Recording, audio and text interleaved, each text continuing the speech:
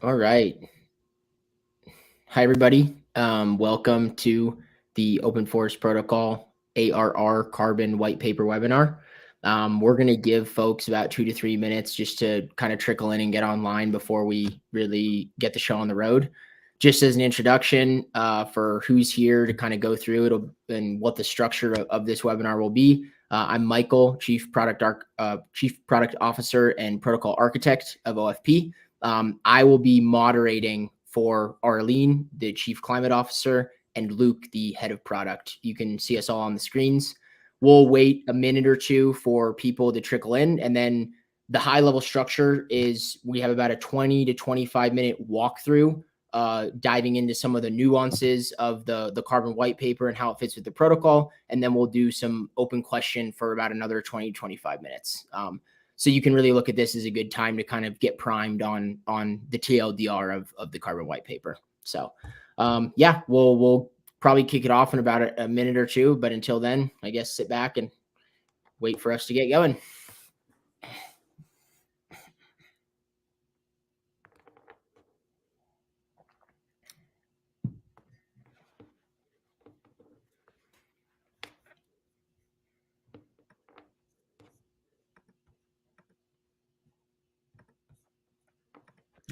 And Kate, if you just want to give us the green light whenever you're comfortable, ready to roll, can roll it from there.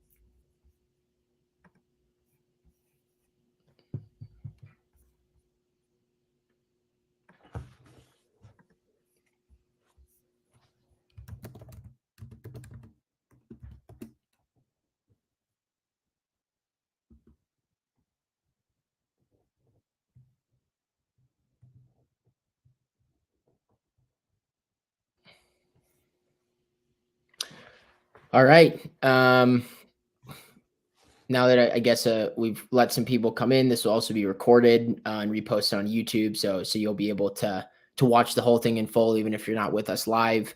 The goal of the session today, as I stated, is to kind of walk through a high level and nuanced overview of the recent carbon white paper that was released. We released it as a team about 2 weeks ago. It's gotten over 500 views from a number of different organizations and partners. And we'd really like to take this opportunity to speak deeper to what we're hoping to achieve with this white paper and kind of what the high level end game of OFP as a platform is. So as I mentioned before, this is the gamut of people you have speaking today. I'll be moderating, and after just dropping some quick words on the vision and what we're hoping to build, Luke will be doing a nice overview of the product and the protocol architecture, and then Arlene's going to get into the weeds on the methodology and essentially some of the questions around the white paper. And then, as I said, there'll be a Q&A at the end. So this is kind of the high level. I'm just going to kick us off with a couple of brief words on the vision of OFP, and then Luke will kind of get into the weeds. So the slide here says, we exist to make nature-based carbon development projects scalable, affordable, and project focused. I like to say, kind of coming from the more technical blockchain side of the house, we're building a digital platform for everyone to improve the quality with which their data is verified, the visibility of kind of what goes into an asset that's issued, and then the ability to track the life cycle of that asset until it's offset using blockchain. So the high level, our ultimate vision is to create an open source, decentralized platform for anyone to bring their carbon development projects and carbon development, verticals or solutions to our home base, create relevant assets that are high quality, verified by multiple validators, and fully data backed. This is the world that we think is needed to scale nature-based solutions in the VCM. And now we're 3 years into that. So to kind of just walk through high level core values of what we're looking to achieve with this platform over time. Luke is going to get into this, I think, in some detail, but The first point is accessibility. We built this platform to troubleshoot the main problem for small projects in being able to find carbon finance, being able to issue carbon credits. But the platform also applies to large projects as well. So it's designed for both small and large alike. Radical transparency and integrity go hand in hand, as you'll see kind of as a default. Every data upload on the protocol is visible. Every verification and how that verification went is visible.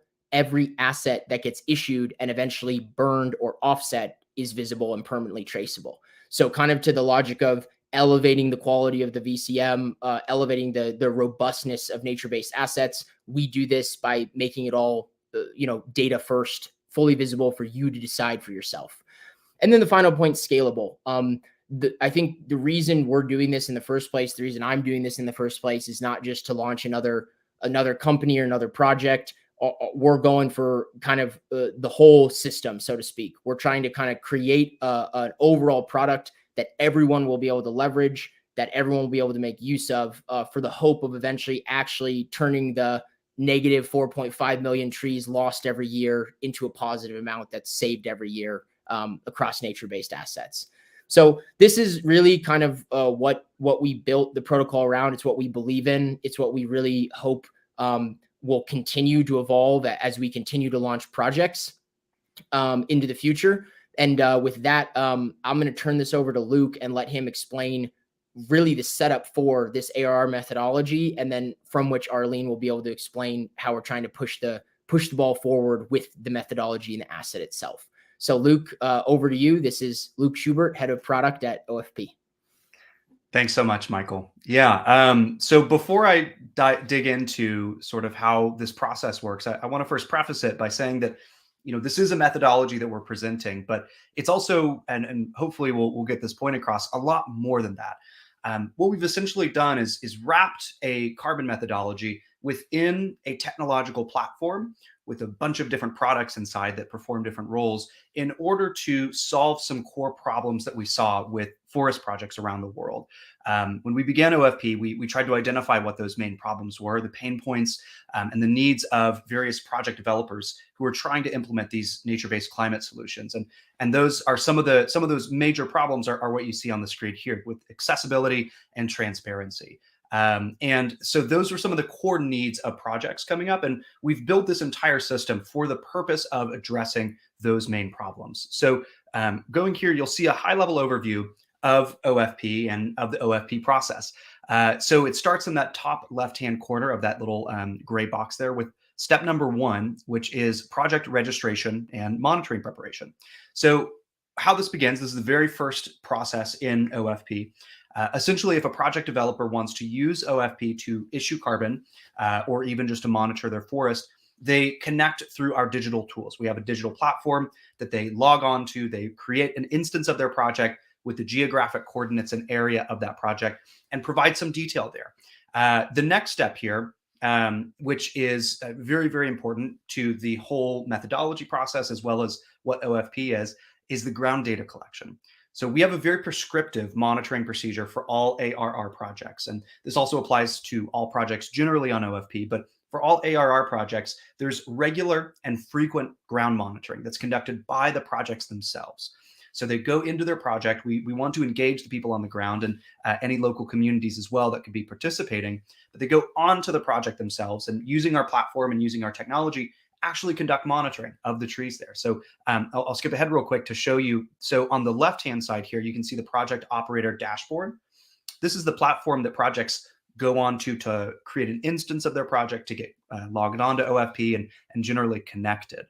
On the right-hand side there, you can see this mobile application actually in use in Guatemala in one of our great projects.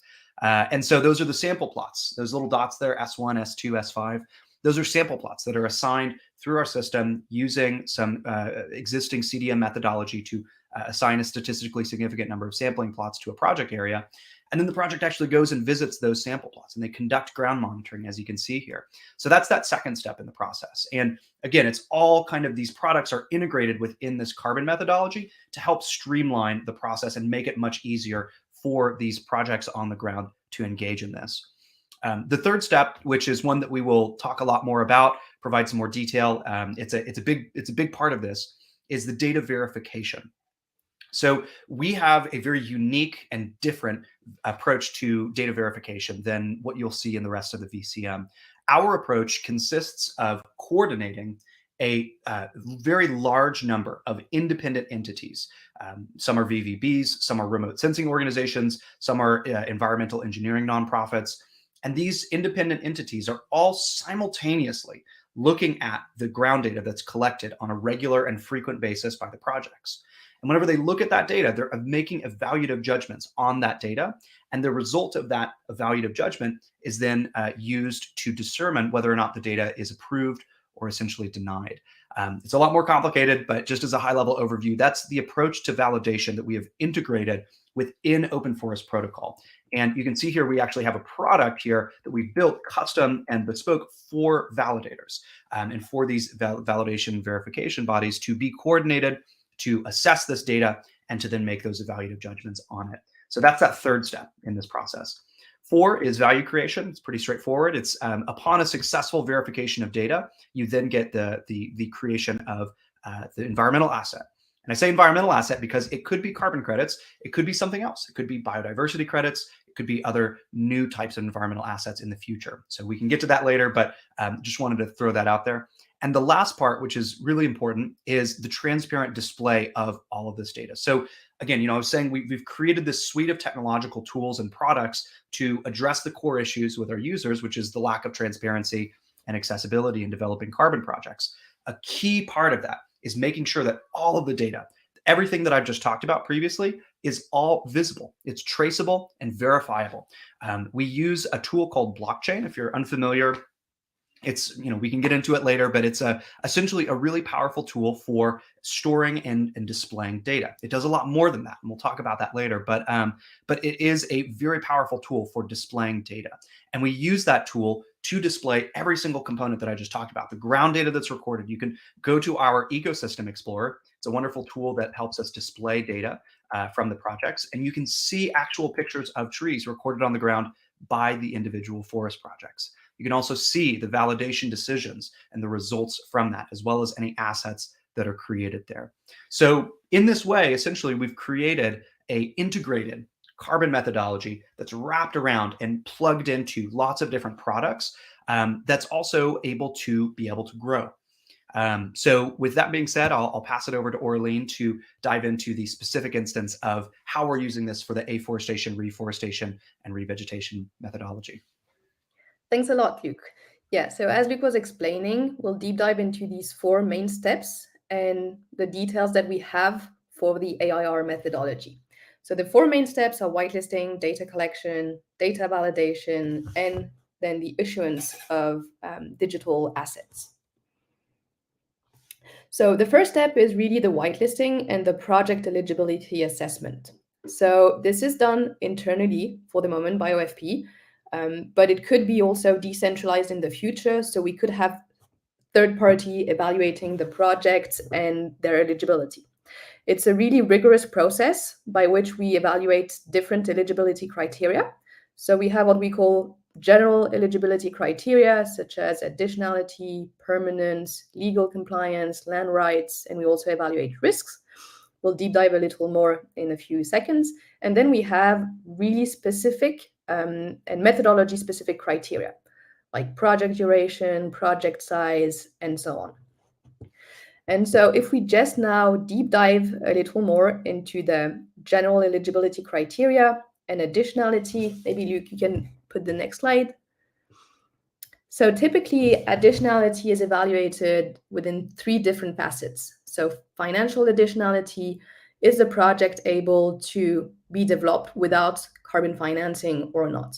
We also evaluate regulatory additionality, which is the project going beyond what is required by law? And we also evaluate technological additionality, like is the project able to be developed without OFP's tool and carbon financing? Then when we evaluate permanence, we look at different types of risks. So we look at natural risks such as landslides risks, anything like all the natural risk, floods, and so on that you could have. We look at social and political risks in the different countries, and we also check the project management risks.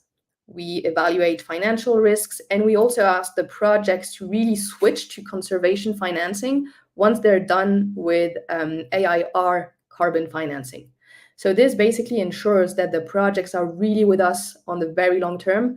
It's not just 40 years, it's even more, and they know this from the very start. What we then evaluate also is, of course, leakage and baseline. And now, if we deep dive a little more in the methodology-specific criteria, so these criteria are specific to the AIR methodology. And if you were or we were to develop additional methodologies, we would adapt these criteria, of course.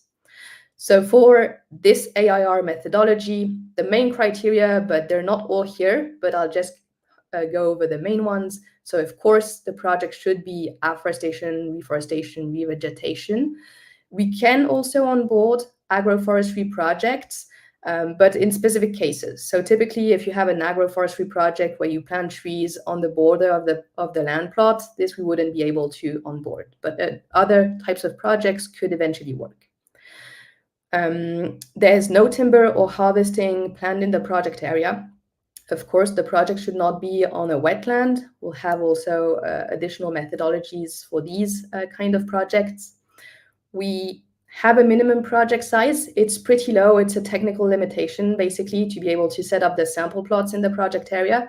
We could go a little bit below 0.3, but it really depends on the project's shape. So to be safe, 0.3 hectares is the minimum.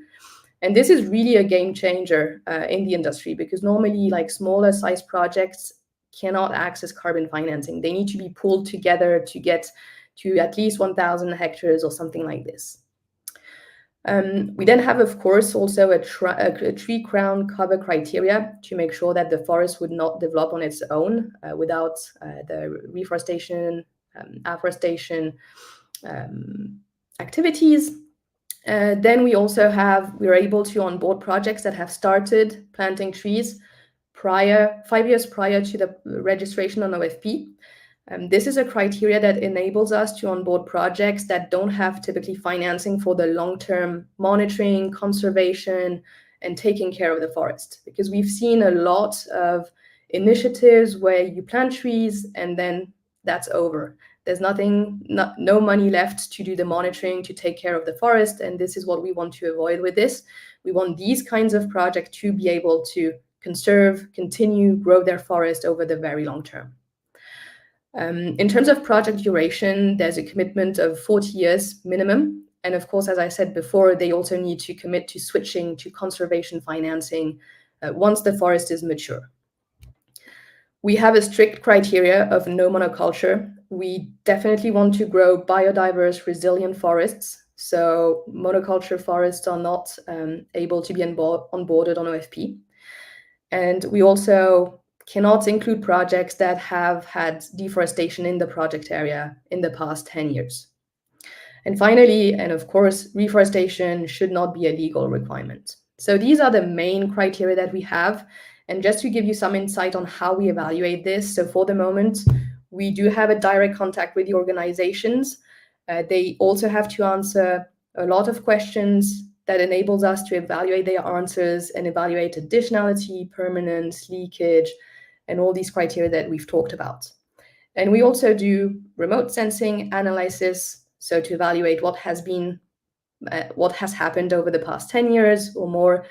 So this is really what gets into what we do when we evaluate these projects. Okay, now, so second step is the data collection. So once that the project is whitelisted, it's approved, they can prepare their data collection. And the data collection, as Luc was explaining, is really streamlined and standardized. And this is to make sure that all the projects have the same kind of data and that the data is easily evaluated, that the validators can easily evaluate the data. There's no like discrepancy, weird methodologies per project and so on. Everybody does the same and it simplifies everyone's lives. And so what happens, if we deep dive a little more into how this works, you have the project area in light green, and then the project operator is able to set up what we call monitoring zones. So monitoring zones are typically zones where you know you have or you will be planting trees in the next 6 months or in the next year. And you can set one monitoring zone per stage. So you're able to set multiple monitoring zones over the lifetime of your project. And you have to monitor all the monitoring zones that you have created in the past and in the current stage.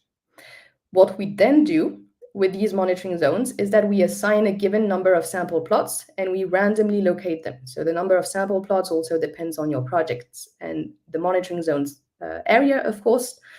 And you're able to move maximum 10% of the sample plots. So typically, if you have a sample plot that ends up on a road, you can move it, but you won't be able to like displace all the sample plots and choose the location.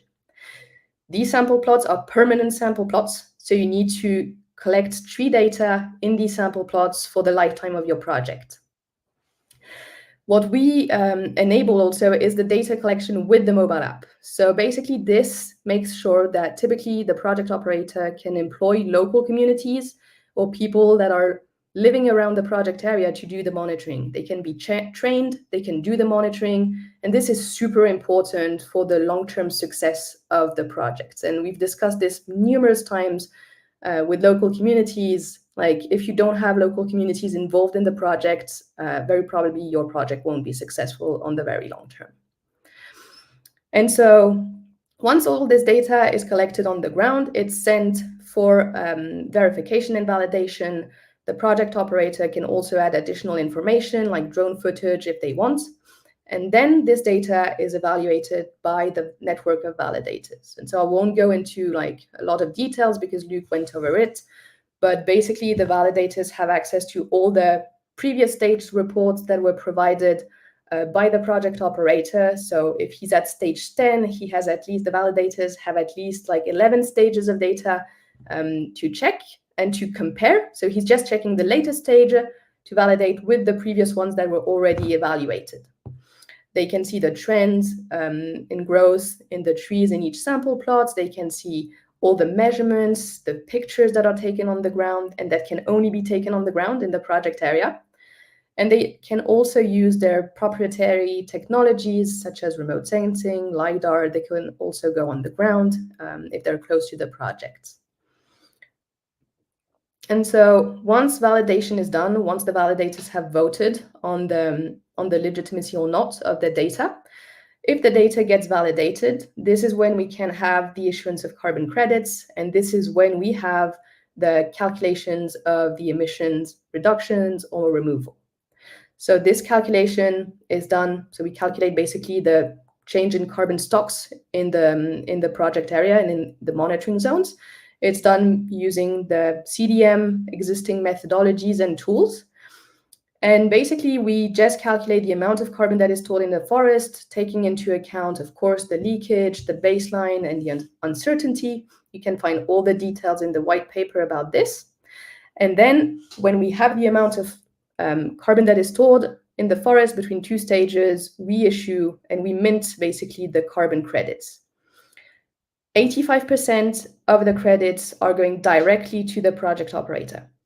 And then there's 8% that goes to the protocol to reward the validators, and there's 7% that goes to a buffer pool that can be used in case of reversal events. So we have another mechanism also for the buffer pool that you can find more detail about in the white paper. And so yeah, that's the revenue, the distribution of the credits. We try to really maximize the amount of credits that goes to the project operator. This is key to us. And so, yeah, Luc, you can maybe finish on what's next for us in OFP. Yeah, would be happy to, Aureline. And just as a quick note there, you know, we're not here to really emphasize this, but just because Aureline was just talking about it, there's no upfront cost for projects to access any of these tools additionally. So that 8% is really the only part that is taken out of the revenue there. There's no upfront cost required for projects to use any of the tools that we're describing here. They're all essentially free to access. So yeah, that being said, there's some wonderful things moving forward. So you heard me talk a little bit at the beginning about the protocol-wide infrastructure, how the process works in that loop where you have the project registration, the ground monitoring, the verification, the asset issuance, and then the transparent display. So that was, I think, general. What Aureline was just covering was specific. And so what I'll try to do here is bridge the gap between the two, because it's a really wonderful thing to note on, because the general infrastructure that we built is something that can be applied to many different projects. And then the specific instance is what we're talking about with regards to afforestation, reforestation. So within afforestation, reforestation, this methodology that we're presenting is going to be continuously improved upon. We're going to be continually working to upgrade it. We had an extensive review process, and we're already getting, and after releasing it publicly, we've gotten some phenomenal feedback from people. So, and there's lots of really wonderful people who are eager to help and eager to help us improve this. And that's our goal, is to continuously improve this and make this the absolute best mechanism for driving financing towards nature-based climate solutions, starting with afforestation, reforestation projects. Another way that we're going to be improving this is through the integration of remote sensing tools. The space is rapidly evolving. Anybody who's following it can definitely attest to how quickly it's moving and how many people are getting involved and developing new AI-based, machine learning-based, satellite-based solutions for this.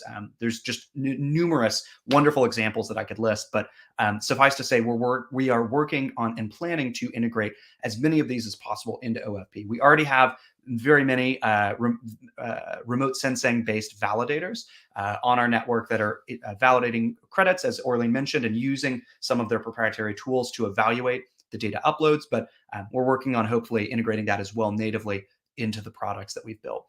And then going forward, I've touched on this before, is the development of new verticals. So this essentially means new types of methodologies and asset issuance structures. So with this slide, I'll just kind of briefly cover the high-level architecture, because it's relevant to what we're building, and it helps communicate that there's more to this methodology than just a set of rule sets and ways of quantifying CO2 absorption into trees. So what we've essentially built within this infrastructure is the ability to collect and store data, verify that data, and then issue really high-quality credits with all of that information still transparently and durably stored in a publicly accessible way on a blockchain. This system is modular. You can take pieces out of it and put new pieces in.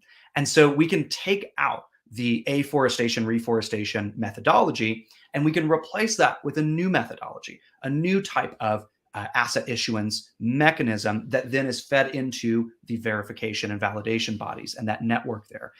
We can create customized and bespoke methodology platforms and interfaces where we can either adapt or reuse the existing tools that we have to facilitate the collection and creation of afforestation, reforestation credits. Thinking like the mobile app or the project operator dashboard that I showed you a picture of earlier. So these are tools that we can then reuse and adapt to the insertion of new verticals and methodologies. These can be things like biodiversity credits. We're also working internally to develop several methodologies ourselves. These include things like mangroves, improved forest management, things that we can then integrate and leverage the existing technological infrastructure. The asset issuance code, the self-executing code that issues those assets, we can reuse that for any other type of asset. We just need to make sure that it's plugged into the necessary systems and leveraging the verification network. So that's kind of the way in which we're moving forward, is to create a system that is built to accommodate the inclusion of other types of systems, other types of methodologies, and other types of assets, and enables the creation of those assets in a much more streamlined and accessible and transparent way. And maybe just to add on to that, Luke, if you just want to go back a slide real quick, like the emphasis here in terms of the questions we get a lot is, who is OFP competing against? What would be a competitor to OFP? Our vision with this vertical design structure is to have a collaborative model with every legacy verifier, legacy issuer, and startup that's looking to have a robust robust product stack for data verification, asset issuance, and asset offset. So really, when we look to the future, OFP becomes a platform managed by a collective we, with multiple companies stewarding multiple different methodologies in parallel, providing optimal optionality to the different carbon development projects in the market to choose from with different levels of assets. That's our vision. As Luke said, we are building mangrove methodology, improved forest management methodology, and an old growth forest methodology to kind of continue to pioneer some of these crucial and needed methodologies in the market. But the future is very much going to be built by everyone else in this industry cluster, not just us, right? And that's really what we're envisioning in the long term with our platform.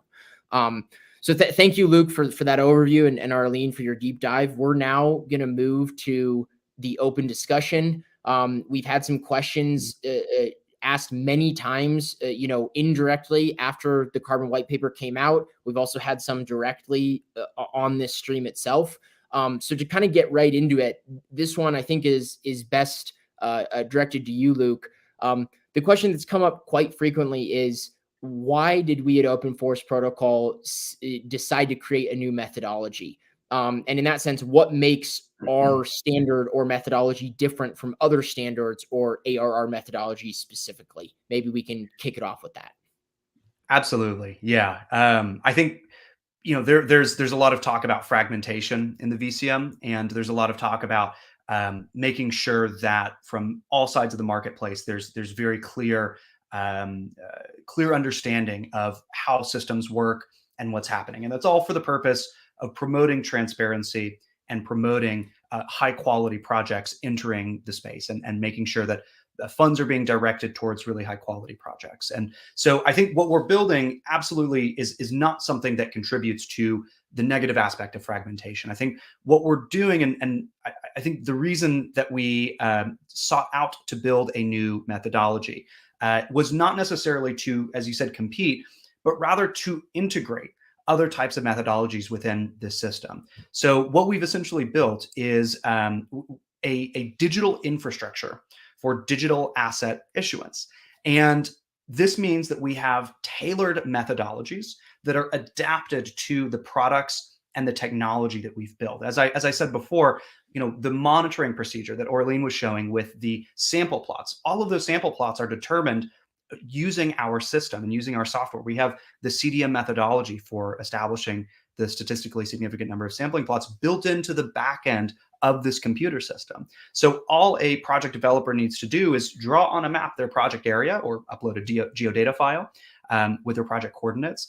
And within that project area, automatically we calculate the number of necessary sample plots, and then we randomize them over the asset area. So just as an example of how we're integrating these methodologies within the product, that's our plan moving forward. And that's what we've done. The result of that is it solves many of the needs and the problems that we've seen by projects in the general marketplace: lack of accessibility, lack of transparency, and just the difficulty in accessing this type of development. It's really, really hard to develop forest projects and nature-based climate solutions. And we're trying to build a tool set that helps streamline that process and makes that a lot easier.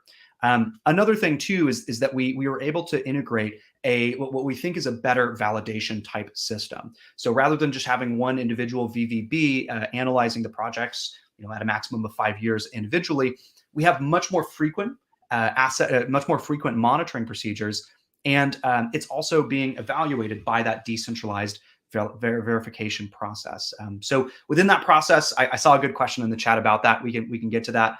But what we've also done within that is aligned incentives in such a way so that way there's not any adverse incentive structures in place in the relationship between the project developer and the validator. Instead, there's a more basically a process in place that incentivizes really good quality data being uploaded by the project, and really honest and good quality assessment being done by the validator. So yeah, I think, in terms of why we are different and why we wanted to set out to create this, it's mostly that, and that we're creating this digital infrastructure that enables projects and other types of methodologies to come on board and use these products that help streamline the project development process. And then, within that, we have this prescriptive monitoring procedure, as well as some other things that we think are helpful for afforestation, reforestation projects that Aureline mentioned earlier. Cool. Thanks for that, Luke. I think that'll definitely be one people want to revisit over time, just to kind of remember, especially as we launch the vertical strategy, hopefully Q1 next year. It'll be good to follow up with. Aureline, a question for you that's also come in quite frequently since the launch of the white paper is to get a little bit more insight into the kinds of projects that are registering on OFP and what the pipeline's looking like at this point. Maybe if you can just paint a picture for us of what's the average kind of type of project that files out a request form, and where's the pipeline today? Yeah, sure. So I think in terms of like project types and organization types, we definitely cover a wide spectrum from like local communities, nonprofit organizations, but also carbon project developers that are already established. So this ranges from smaller size projects to larger size projects. You could have like 0.5 hectare projects to really larger projects of thousands of hectares. Right now, most of the project size are around like smaller size, 1 hectare to 100 hectares. And we're kind of now onboarding the larger size projects because, of course, they needed to have the tech already ready because of the other projects were onboarded prior to this. So now I would say we have about 80 projects that have been onboarded in the last 9 months, representing about like 5,000 hectares. And in terms of pipeline, we have about 100 projects for about 100,000 hectares. So I think what's also super important to mention here is that the projects that are onboarded are really aligned in terms of values. So all these projects truly value transparency. They know that everything will be transparent in their project description, data uploads, and so on. And so we're really incentivizing like trustful organization to build and to use OFP. So I think that's, yeah, super important for us. We also saw that we're enabling local communities to develop their own projects. And this is a game changer in the industry because most of the time they can't. Like they need to rely on a project developer that either buys the land or kind of organizes the project. But now these local communities, and we have organizations that are typically like multiple farmers that are grouped together that want to grow forests, to get carbon financing, to get another revenue stream. And this is really inspiring when we talk to them. Like we enable them to go to another level, like to not sell timber, but just grow forest and and they basically tell us, I'll give this forest to my kids. And each time I get goosebumps when they tell me this. Yeah, I'll just add on, I guess, for context, right? When we launched in October of 2020, the big question as we built, the 7 products that are now live on the protocol was, are you going to find product market fit? Is there a demand for this product? Is this actually needed? I think what's important to emphasize from Aureline's answer is that, we have dozens of projects onboarded, dozens coming in the pipeline, and over 100,000 hectares prepared to come into the pipeline. And I think we've only been live to onboard for a little bit over a year, so to speak. So really, we're really kind of pleased with the product market fit of this first vertical and this first methodology. And we're really looking forward to kind of moving more out of the gate and trying to kind of push this forward as quickly as possible. Luke, another question for you that's come up, I think a little bit, maybe more from the climate side of the house. When we get to explaining the protocol and breaking down exactly how it works, sometimes there's a lot of questions about the role of blockchain specifically. Could you maybe just illustrate what do we use blockchain for on OFP, and why is it actually essential for this platform to exist as it does today? Absolutely. Yeah. It's, well, I've got to be honest, we're definitely not using OFP. If it's not clear already, we're not using OFP to create JPEG images and then sell them for money. That's not what we're using blockchain for. Blockchain is a really powerful and a profoundly powerful tool for very transparently and durably storing data in a publicly accessible way. So thinking about that in mind, there's also other layers to it. Blockchain also enables self-executing code to be executed within a digital network framework. So we could talk about some of the different benefits of the data storage from it. And that's something that's talked about a lot, especially within the VCM and within the space. The data is permanently stored on this public database. It's impossible to edit or alter. So you have this radical kind of transparency and immutability of that data. But one of the really interesting things about blockchain that I think is a little bit harder to understand initially is the way in which it's able to fulfill the role of facilitating people processes within carbon credit issuance and project development. And by people processes, I mean things such as the verification of data, right? The blockchain that we're using, it's not actually verifying the data, but it helps facilitate the dozens of validators who are doing that work. And it helps create the necessary incentive structure to facilitate that process. It also is helping with the asset issuance rather than all of the data and the assets being stored within a private database managed by a single organization. It's self-executing code based on certain parameters. In this case, it's the data inputs of the measurements of the trees that projects are recording on the ground, and then the successful validation of that through the verification network. And the asset issuance self-executing code, upon the confirmation of those two variables, immediately issues the assets and distributes those to the necessary people. So there's no intermediaries in that process. We're not touching those assets at all. They just go directly to the account of the project developer. So that's, I think, a good way to think about blockchain and the way that we're using it is in facilitating a lot of the people processes that have traditionally been big blockers or caused a lot of big pain points within the traditional VCM and the carbon development process. Yeah, great answer, Luke. And just to add to that, right, the blockchain is the friend that every vertical provider will be able to rely upon to consistently execute and fulfill the functions as it's programmed to. So as our vertical is leveraging it for, verification, asset issuance, and then essentially asset offset, every other vertical that you all prepare to bring onto the protocol will have those same exact benefits, right? Again, this is a very collaborative system model. Okay, Aureline, some questions for you from the chat actually during the live stream. We're going to kind of combine these two because they're very similar. The question was, for better understanding the protocol for determining carbon dioxide absorption and capture, here's the question. Generally, is it based on current CDMs and estimations, not real measurements of each tree? And then to follow up on that, did you have a chance to run any empirical tests in order to validate estimation compared to real measured ground data? If you just kind of want to zoom in on that data collection process on the tree level, that'd probably be helpful. Yeah, that's a really good question. Thanks a lot. So we do base the carbon stock calculations and changes on the tree measurements that are taken on the ground in the sample plots. So this is really key. This is the first way we're calculating carbon stock. There's no estimation based on models. It's really from the ground data. And so it answers the second question. We don't need to check with, I think it was empirical model. Yeah, the empirical tests with because if we were using models. So no, it's really ground data, estimation of carbon stocks from ground data, from the tree data, the height, the circumference, and the status of the tree.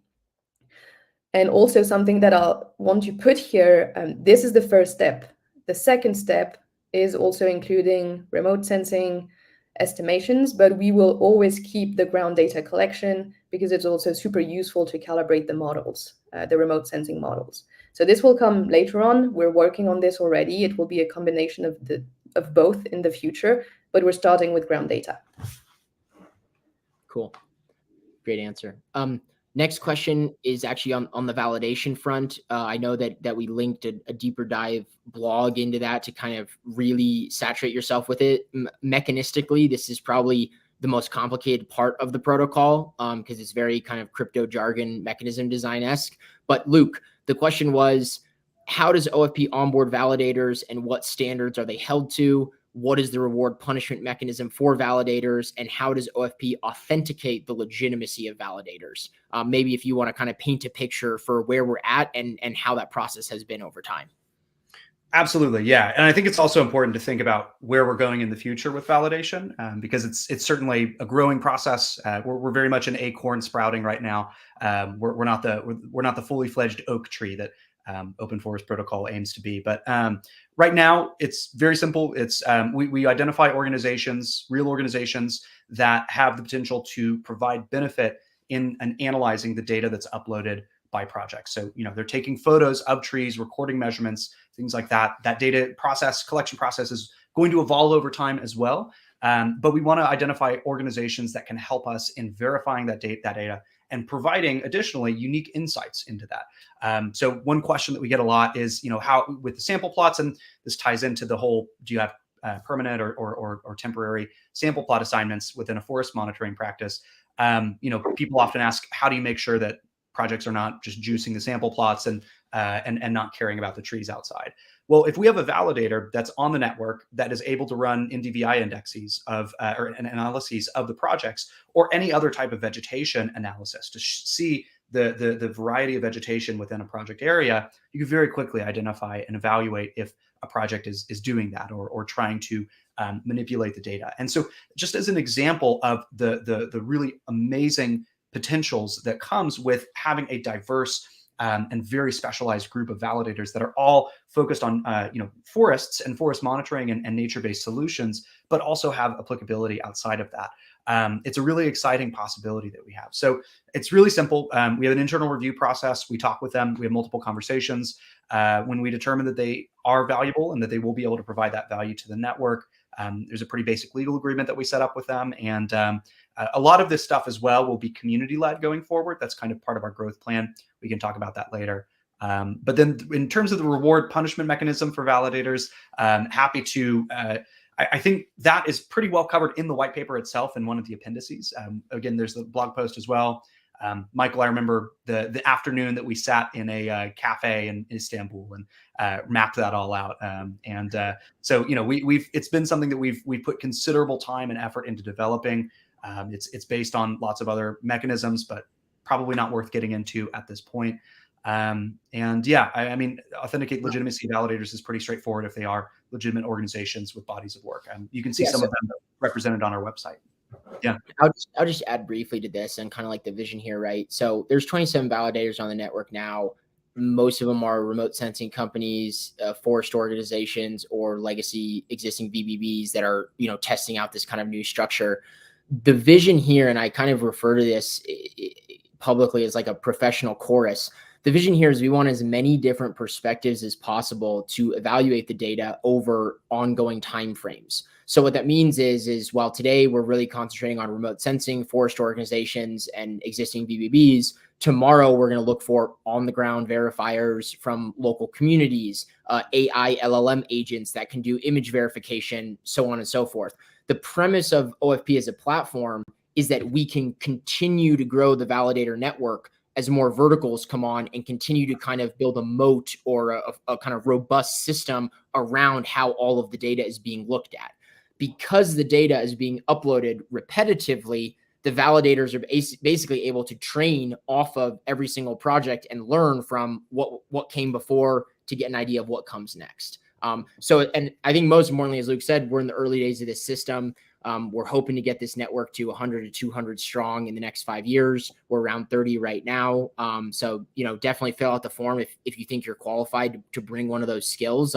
We'd love to review you and find a way to bring you onto the network. Great. Okay, so this question actually has to do with the optionality for monitoring or asset seeking credit issuance. The question was, if a project developer uses OFP for monitoring purposes, not seeking verification and issuance of the credits, how does the data ownership work? Are there any constraints to switch to a different tool?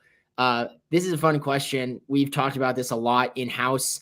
I'd love both kind of Luke and Aureline to share their thoughts on it, and then I can maybe help paint a picture of how we see this kind of evolving over time. But go ahead, Aureline, if you want to kind of kick it off. Yeah, sounds good. So yeah, we can indeed provide the MRV tools that we have developed to projects that are not willing to issue credits. This is already done for some of our projects that we have, but basically they'll have to go through the verification process. So they cannot just use the MRV tools, the monitoring tools on the ground, typically the mobile app and so on. They have to comply, go through the verification with the validators. But they wouldn't get carbon credits. It would just be like to validate that the work that they have been doing on the ground is valid and legitimate. And then in terms of data ownership, I think Luke could talk more about this, but in terms of like the constraint to switch to another tool, if you're just doing monitoring and not issuing credits, there's not really any constraint to switching. But of course, it could be difficult to get the data that you've collected on OFP, because we don't have a like download all data feature for the moment. Yeah.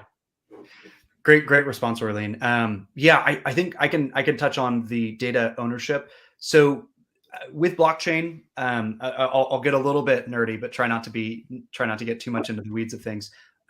With blockchain technology, blockchains, if you think about it like a database, the way most databases work is it's a computer server and it's owned by a specific entity, and they have access to that server, and then they connect that server to the lovely front end interfaces that you interact with. And so for us, we're essentially using blockchain as our data server or as our database. We utilize various tools to help us do that. The great people at Filecoin and IPFS help us facilitate that. So big shout out to Protocol Labs there. But we essentially use blockchain as a way to facilitate the storage of this information.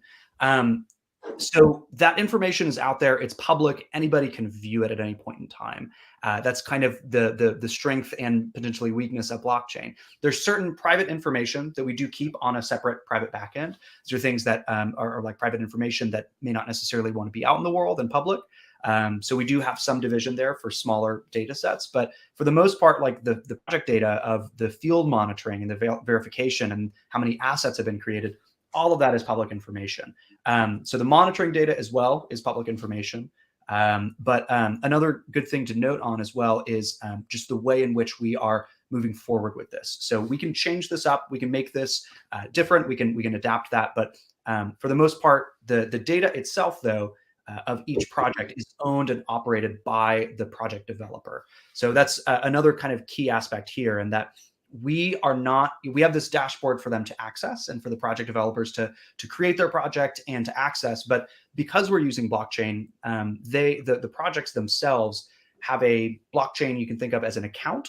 And within that account, they are the only ones that have access to that account. We don't have access to it. It's not like we're creating an account for them and we can restore it if they want. They have 100% autonomy of that account.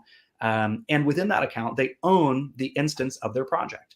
And it's the project that possesses all of the data and as well as all of the assets that are created, or the vast majority of the assets. And so going forward, those projects, they own that instance of the project. They can edit that. They can remove that if they want to. But for the most part, all of the information within that asset is public and available to view by anybody. So if there's any clarification there, yeah, happy to provide it, Michael. Yeah, I mean, maybe just to kind of be direct about, if you have an interest here, you can use the protocol for MRV without issuing an asset off of that. In the future, that will probably fall into a separate vertical, meaning there will be a specific process for just MRV seeking projects that are not interested in issuing a carbon asset as well. And this kind of also goes in the domain of forms of, certification, so to speak. So if you don't want to issue an asset, but you're using something for certifying that, it's timber regenerative land or something to that effect, it would be this type of solution that you would want to design, where the data is just collected, no asset is issued, maybe a certificate is programmed instead as just a stamp to say, look, this is the quality of the data for where things stand. That optionality, though, does exist today. And I think to kind of tie into that, Luke, a good question that came up was about governments and how governments should approach this platform, what kind of our high-level vision of this. The specific question is, could you, for example, have governments integrate their own methodologies as well if a country had a specific methodology or accounting system that they would want to see all of their carbon development projects utilize? Luke, go ahead. Absolutely, yeah. And Aureline, if you have anything to add in as well, but I'll just start by saying we've actually had that conversation with several governments, primarily in sub-Saharan Africa, and so there's a really great deal of flexibility in terms of how we can design this and how we can build these future systems. We're primarily focused on the VCM, the voluntary carbon market, right now, but this can absolutely be a tool that's used for compliance markets going forward. Yeah, and I will add on to that. We actually are engaging with a number of governments, specifically the government of Kenya, the government of the Democratic Republic of Congo, I think the government of Colombia as well. COP is coming up. It's always kind of a hot button time. But from the high level, in having a platform where it's kind of programmable into the facets of it and the widgets you'd want to see in an asset, any government can leverage that for asset creation and also accounting.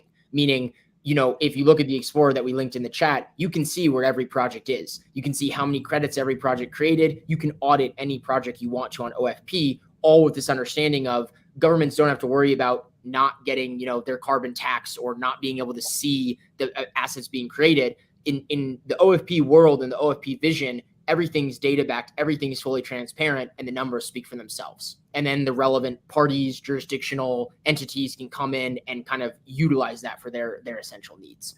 So leveling the playing field across the board. Luke and Aureline, a question we often get from project developers has to do with asset selling of credits and offsetting of credits. So really, if you just want to paint a picture, and maybe we can kind of talk about how it's a little different and maybe improved on OFP, how are credits sold after a project receives them? And then how are they offset if I'm a corporate or an off-taker that's actually interested in using them for drawdown of some sort? Yeah, I can maybe take the first part, and Luke, you can take the second. So yeah, so to sell your assets, if you're a project developer, you basically have 3 options on OFP. You can have like direct contracts. You have a company, you're in contact with a company. You can have a normal contract and send the assets and they send you the cash, basically regular asset exchange. Then you would have the possibility also to use the marketplaces that we are collaborating with. We have a bunch of marketplaces where we can sell the credits and you can get the cash out of these transactions. And the third one would be also what we call the auction mechanism that will be developed in the near future, where basically you would be setting your floor price and then you would have bidders come in and bid on your carbon credits. And so at minimum, you would get your floor price, or you could get a price higher than what you've set because corporates or other off-takers have bid above your floor price. So these are basically... Oh, go ahead. These are basically the 3 main mechanisms. Yeah, go ahead, Mike. I just want to add in on the auction mechanism. The vision here is like on a protocol level, you as an individual project don't have to now fight anymore to find a buyer for your credit every time the credit's issued. There's a toggle screen on your dashboard that just says automatically auction my credits. The protocol as a whole sucks up all the credits being created to auction and offers them to large purchase buyers that are interested in reselling for whatever purpose that might be. So we're trying to solve for the problem of friction on the project side to give projects a reliable pathway to know that their credit will sell immediately, a floor price for a credit, and that there's an interested market in buying it and offsetting it in the future. Luke, if you want to take the second part of that question, I think that's also pretty illustrative. Absolutely. Yeah. What do you do with the credits once you have them? So it's a very simple process. We have an entire product built to facilitate this. It's called the OFP wallet. You essentially create a blockchain asset account. You collect these assets or purchase them from the projects. Once they're in your account, there's a very big button that says retire these credits. You click that and you select how many projects or credits you want to retire. And after that's done, self-executing blockchain-based code will destroy those credits permanently. So it's not up to us. We're not necessarily maintaining a registry, keeping track of these. The blockchain is the registry. It's impossible to replicate these credits once they're created. And so once you hit that retire button, then it will retire these credits, execute a piece of code within them, and they are permanently transformed into a digital certificate that you can then do with what you wish. So that's the process. It's very simple, very straightforward.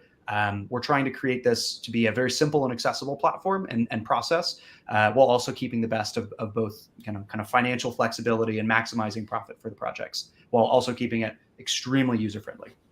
Yeah, and this is kind of a good place, I think, to kind of wrap up for the day. That's really the new world for carbon development projects that we want to enable or bring to life, right? It's free to use. Everything's fully transparent for the full life cycle of the project. The assets are generated on chain with buyers easily connected to the point in which the project, issues the asset, and then the asset is offset on chain. So there's no double spending and there's no misaccounting of where they might go. And as we said before, collaboratively, this is not something we can do ourselves. We've built this infrastructure for all of you out there to come with your carbon development project, with your vertical concept, connect it to the protocol, and kind of usher in this new era of data-backed, highly verifiable environmental assets to kind of, to move the ball forward for this cluster and this problem. I don't know, Luke or Aureline, if you have any final comments, but I think if not, or I'll pause there if you guys want to add something, and we'll wrap up from there. Yeah, I think on my side, just like thanking everybody for being here today and looking forward to the next discussion with all of you. If you have any comments, just like message us. You have our email on the slide, and yeah, have a great day. Yeah, just two quick things. One, if it hasn't been mentioned already, check out our website, openforestprotocol.org. Created beautifully by Aureline and the rest of our team. So some great information there to check out. Also, if you have any feedback for the white paper moving forward, I think it's on page 3 of the document. There's a link to click there or to access and submit some feedback there. So that's sent directly to us, and we can then read that and get into contact. So thank you so much. Thanks, everyone. Please don't hesitate to get in touch, share your concept, share your idea, and we'll see you in the future for the next webinar, whenever that is. Thanks. All have a good one. Bye.